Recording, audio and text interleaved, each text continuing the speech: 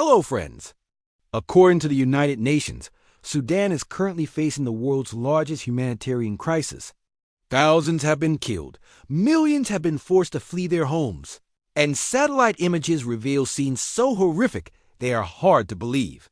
On October 27, 2025, Yale University's Humanitarian Research Lab released a chilling satellite analysis from the city of El-Fasher.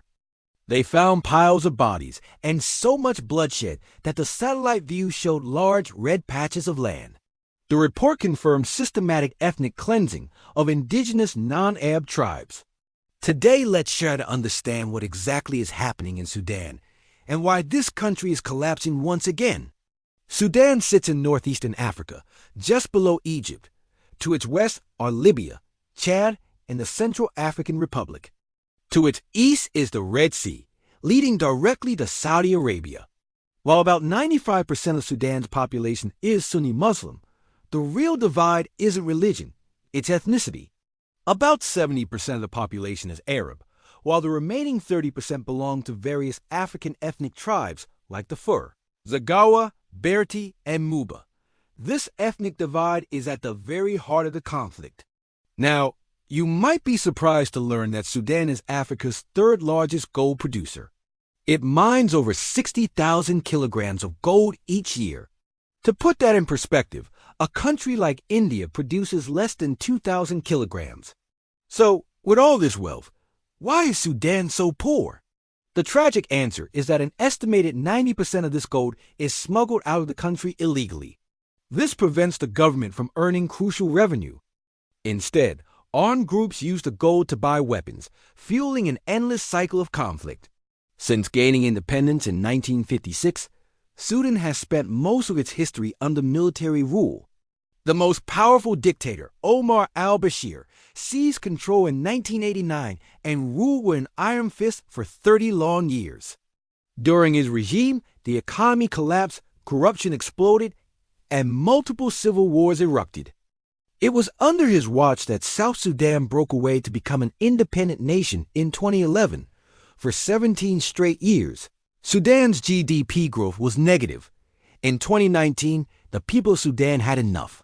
Widespread protests broke out, filled with hope for a democratic future. But that hope was tragically hijacked by two men, General Abdel Fattah al-Burhan, the head of the Sudanese Armed Forces, or SAF, and General Mohammed Hamdan Dagalo, better known as Hemeti, the leader of the Paramilitary Rapid Support Forces, or RSF. Instead of paving the way for democracy, they simply replaced one dictator with two. A temporary caretaker government was created with Burhan as its head and Hemeti as its deputy. The people were promised elections, but that promise was broken. In October 2021, Burhan dissolved the government, declared a state of emergency, and seized all power for himself. Hemeti remained his deputy, but it was clear that this partnership was not built to last. Soon, both men wanted absolute control. The power struggle centered on a few key issues. First, the official Sudanese army wanted to absorb the powerful RSF into its ranks. Hemeti refused, knowing that merging his forces would mean losing his power base. Second, and perhaps most importantly, both sides wanted control of the country's lucrative gold mines. On April 15, 2023, their simmering rivalry finally exploded into a full-scale civil war.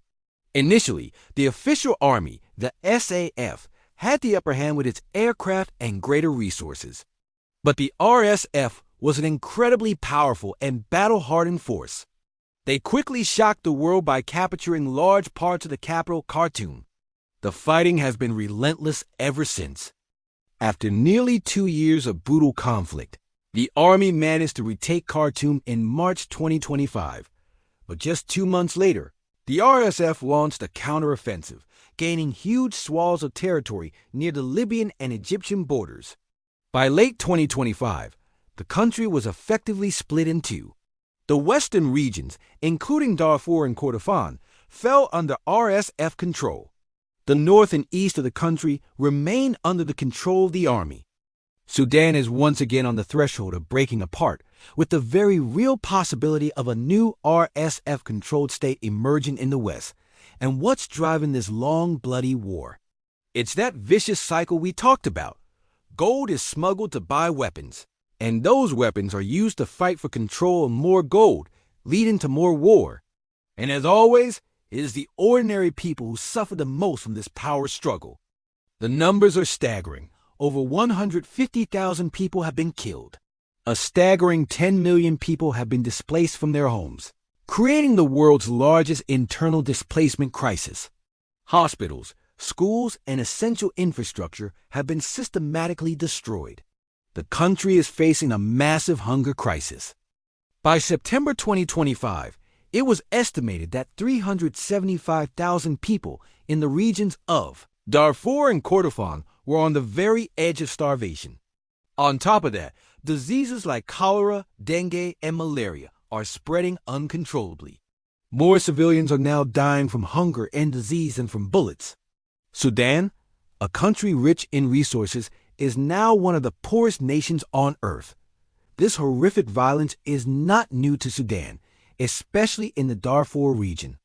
Back in 2003, non-Arab tribes revolted against the Arab-dominated government of Omar al-Bashir.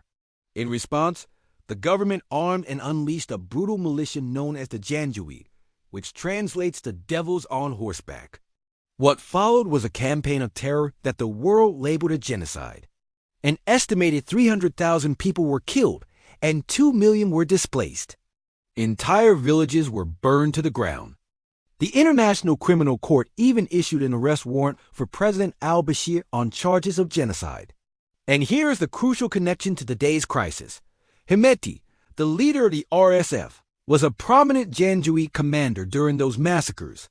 In 2013, the Janjaweed militia was officially rebranded and absorbed into the state, becoming the Rapid Support Forces, the RSF. Now, between 2023 and 2025, the RSF is repeating the same horrors they committed 2 decades ago. We are seeing mass killings of the Masalit, Fur, Zagawa, and Berti tribes. Reports of mass graves are emerging, confirming the worst fears of ethnic cleansing. The story of Sudan is a deeply tragic one, a cycle of violence, greed, and power struggles that has left a nation in ruins and its people in unimaginable suffering. The world cannot afford to look away from this crisis. The people of Sudan desperately need peace and support. Thank you for watching. If you found this video informative, please like, share, and subscribe for more deep dives into global issues. Stay informed and stay engaged.